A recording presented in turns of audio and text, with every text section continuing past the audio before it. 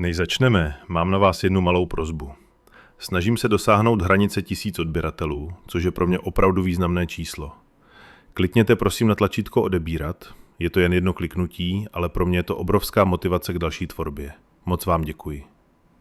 Tichou ulici v Jižní Karolíně zachvátil chaos, když se dva podvodníci v taktických vestách, podporovaní předsedkyní Sdružení vlastníků Patricí Lockwoodovou, pokusili zadržet majitele domu, jen aby zjistili, že to není jen tak ledajaký obyvatel, ale agent FBI, se kterým si nikdy neměli zahrávat. Bylo tiché sobotní ráno v Greenville v Jižní Karolíně. Ten druh rána, kdy rodiny sekají trávníky, děti jezdí na kolech a svět se zdá být klidný. Maxwell Stone, černoch, vyšel ze svého jednopodlažního cihlového domu, pytel s odpadky v ruce a nemyslel na nic jiného než na to, že si udělá ranní povinnosti. Ale ušel jen pár kroků, než se zastavil. Na kraji jeho příjezdové cesty stály 3 postavy. 2 muži v černých vestách v taktickém stylu a mezi nimi Patricia Lockwoodová, předsedkyně Sdružení vlastníků. Na vestách měli nášivky s nápisem Komunitní hlídka. Jejich postoj byl strnulý, téměř nacvičený. Ale Maxwellovi, který strávil kariéru čtením lidí, to celé divadlo už teď připadalo špatné. Jejich boty byly odřené, popruhy visely volně, jejich tváře byly příliš dychtivé po konfrontaci. Patricín hlas zazněl ostře. Pane Stone, musíme si promluvit. Maxwell položil odpadky a klidně si dal ruce v bok. O čem? Zeptal se Maxwell. Jeden z mužů vystoupil vpřed. Vysoký, bledý, oholená hlava, zrcadlavé sluneční brýle zakrývající oči. Komunitní hlídka, řekl suše.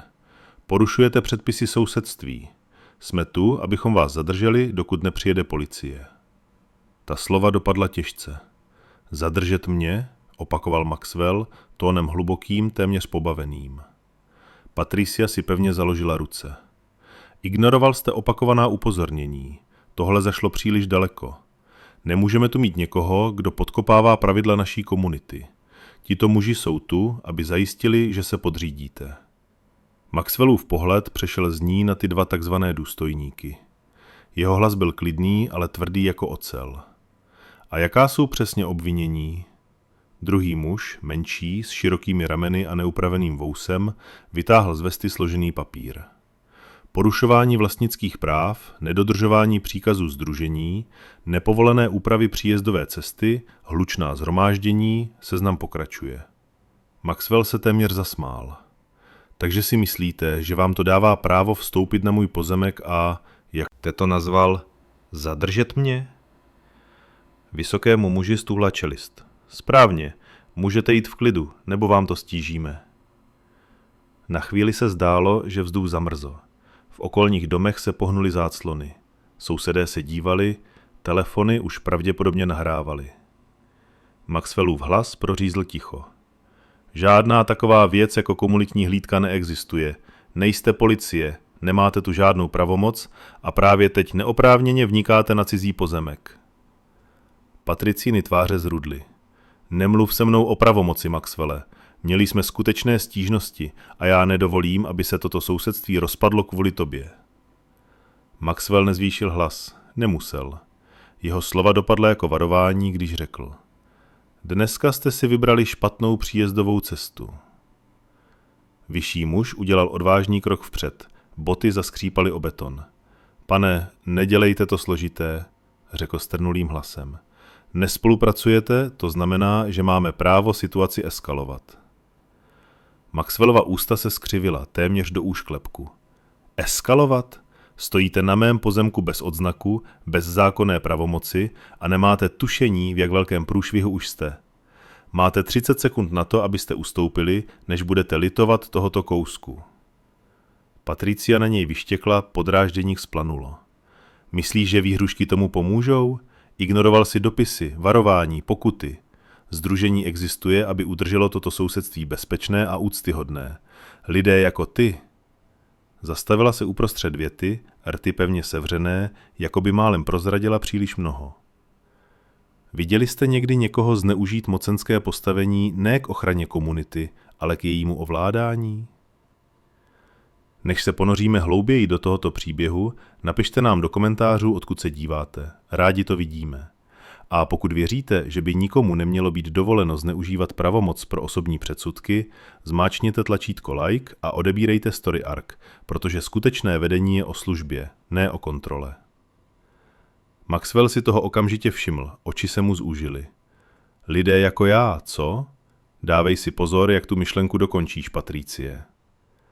Vousatý muž přešlápl. Hele, tohle nemusí být ošklivé, prostě pojď s námi, počkáme na policisty, vyjasníme to. Možná budou mírní. Policisty? Zeptal se Maxwell suše. Vtipná volba slov, protože jediní takzvaní policisté, které tu vidím, jste vy dva šašci v padělaných vestách, co předstírají, že mají pravomoc. Vysoký stuhl. Jeho parťák se nejistě podíval na Patricii. Ta přitvrdila.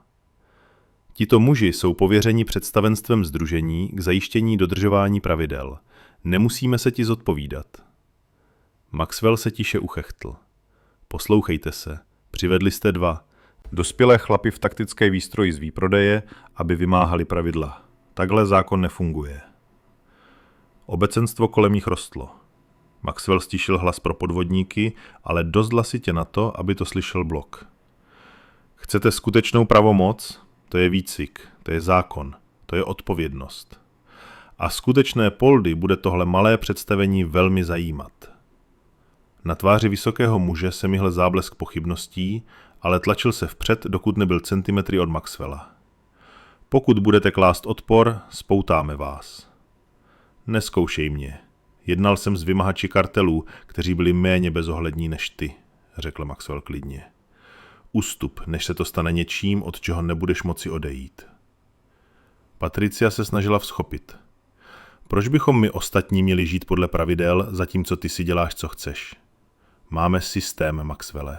Máme řád. Pokud ho nebudeš respektovat, možná sem nepatříš. Respekt se nevynucuje falešnými policajty a výhruškami, odpověděl a upřeně se na ní díval. Ten si musí zasloužit. A tohle není o pravidlech. Je to o kontrole. Ta věta se nesla blokem jako rozsudek. Sousedé přikyvovali. Vousatý muž si otřel pot z čela. Možná bychom měli počkat na ulici, zamumlal. Ne, zasyčel ten vysoký, neodejdeme. Z chodníku zvedl teenager telefon výš. Maxwell ho poznal. Viktor Tyler z domu o pár domů dál.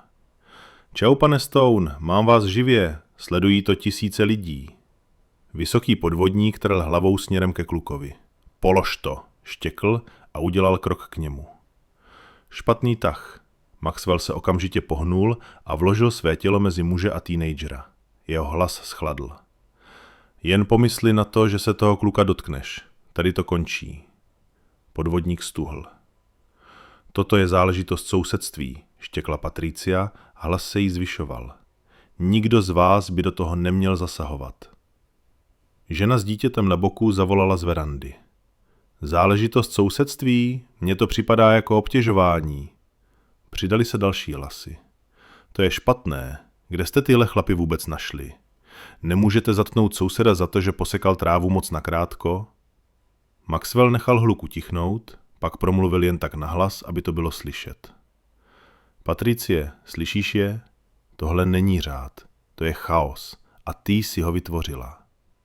Překlucuješ to. Odsekla, ale třes v hlase jí prozradil. Ty a tvůj druh jste byli vždycky problém. Ohýbali jste pravidla, ignorovali standardy, které jsme vybudovali. Maxwell naklonil hlavu a zúžil oči. Můj druh? Zopakoval, hlas tichý, ale ostrý jako břitva. Problém je, že si pleteš kontrolu s vedením. To není to samé, řekl Maxwell. Pak další vlna šumění. Vousatý podvodník se naklonil ke svému parťákovi. Měli bychom jít. Ne, tohle dokončíme, řekl ten vysoký a snažil se nafouknout, aby vypadal větší. Sehnul se nízko, hlas klesl do výhrušky.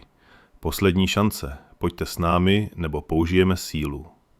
Maxwell se téměř zasmál. Opravdu to chceš zkusit před každým svědkem v této ulici a s tuctem kamer namířených na tebe? Do toho. Ukaž světu, kdo opravdu jsi. Oči vysokého muže těkaly k zářícím obrazovkám, zírajícím tvářím, dětem stále vysílajícím živě. Tíha ulice na něj doléhala. Zatnul čelist a místo, aby ustoupil, sáhl do vesty a vytáhl pár levných kovových pout. Cvaklo s nimi o sebe s kovovým zvukem. Jste pod sousedským zatčením. Davem projelo zalapání po dechu. Maxwell ani nehnul brvou.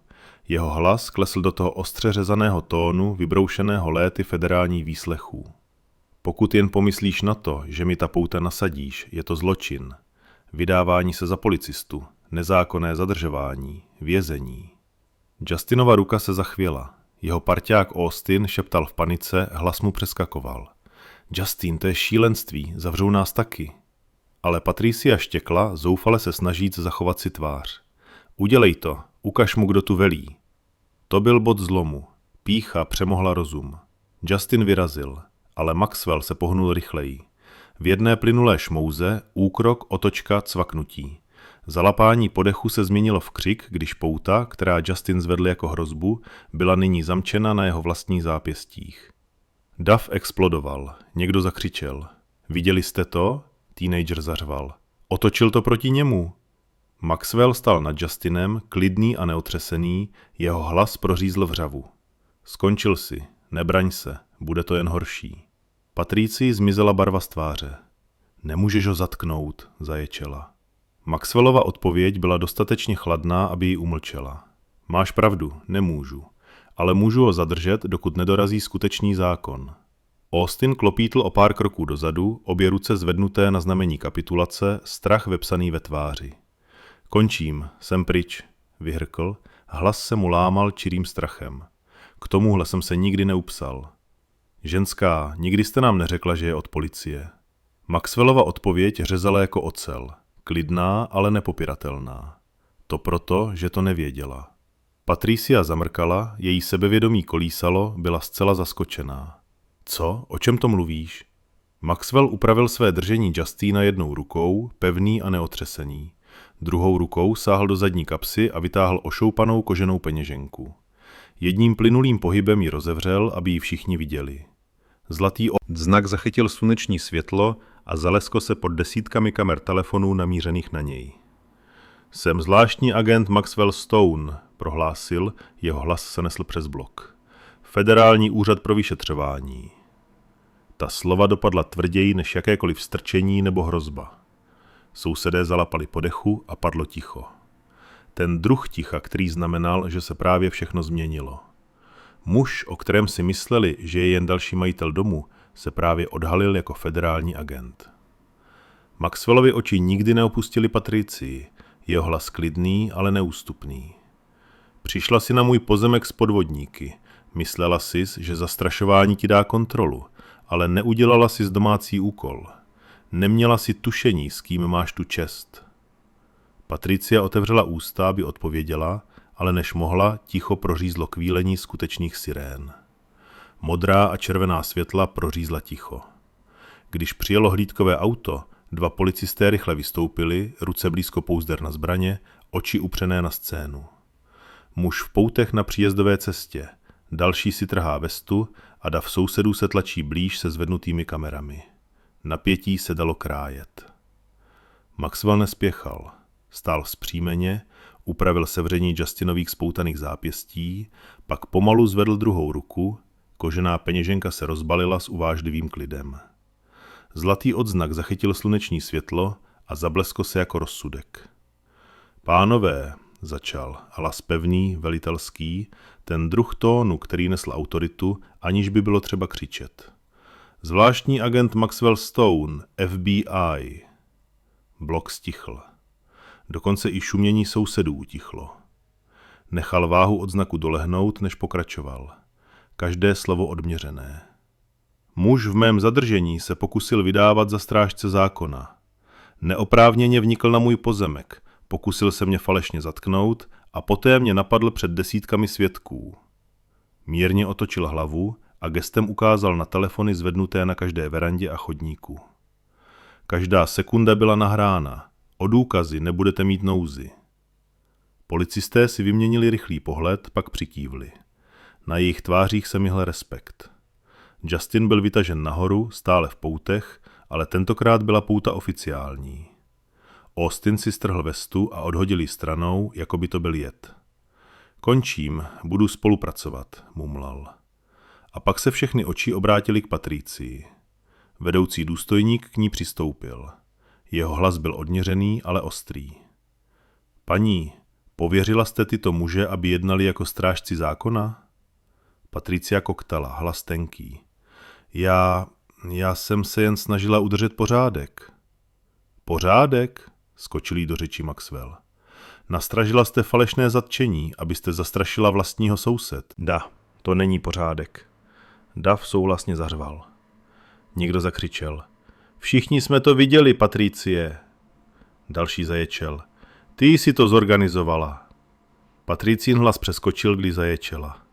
Nemůžete mě zatknout, jsem předsedkyně sdružení vlastníků. Odpověď vedoucího důstojníka byla nemilosrdná. Tento titul vás nestaví nad zákon, jdete s námi. A tak byla Patricia, kdysi samozvaná královna bloku, odvedena pod brikajícími červenými a modrými světly. Sousedé, kteří se jí kdysi báli, se k ní nyní otočili zády a kroutili hlavami. Její vláda skončila a celá ulice toho byla svědkem. Viděli jste někdy někoho zneužít svou moc jen proto, aby se mu zhroutila před zraky všech? Děkuji vám, že jste sledovali toto video až do konce. Opravdu si vážím každé chvíle, kterou jste tu se mnou strávili. Aktuálně jsme na cestě k dosažení našeho prvního milníku 1000 odběratelů. Pokud se příběhy, které vyprávím, dotkly vašeho srdce byť jen malinko, podpořte mě prosím stisknutím tlačítka odebírat. Každý nový odběr je pro mě obrovskou motivací psát dál a přinášet vám ještě více smysluplných příběhů. Nashledanou a těším se na vás u dalšího videa.